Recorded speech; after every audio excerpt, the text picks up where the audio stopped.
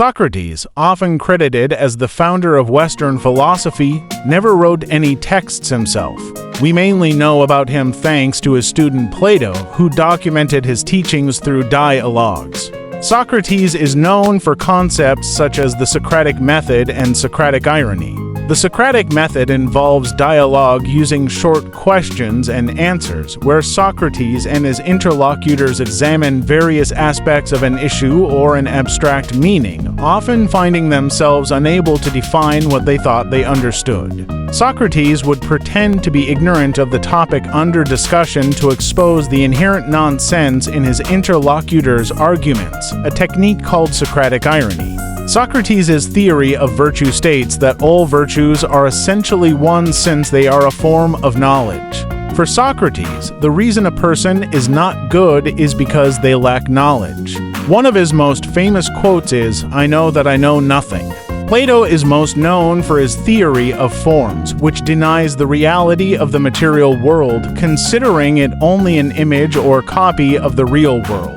For instance, while we may see multiple instances of different trees, these are all different imitations of the form of the tree, which is a perfect, unchanging ideal tree. This theory is often explained using the allegory of the cave, where Plato describes people chained to the wall of a cave, watching shadows projected on the wall from objects passing in front of a fire behind them. These shadows are their reality, but are not accurate representations of the real world. The shadows represent the fragment of reality that we can normally perceive through our senses, while the objects near the fire represent the true forms of objects that we can only perceive through reason.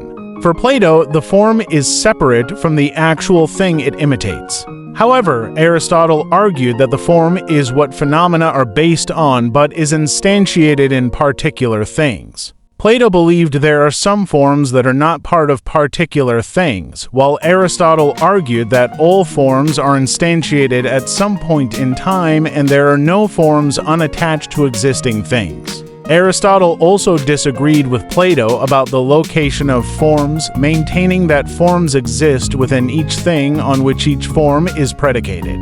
For example, the form of an apple exists within each apple rather than in a separate world of forms, a concept known as immanent realism. Aristotle also believed that the world is made up of 5 elements: earth, water, fire, air, and ether, which he believed is evenly distributed in every corner of the universe and is what the heavenly spheres and stars are made of. Epicurus asserted that philosophy's purpose is to live and help others live happy and tranquil lives by seeking to remove pain or fear. He believed the biggest enemy of happiness is the fear of death, but argued there is no reason to fear death since when we exist, death does not exist, and when death exists, we do not exist. Epicurus thought the universe consisted of 2 things, matter and void.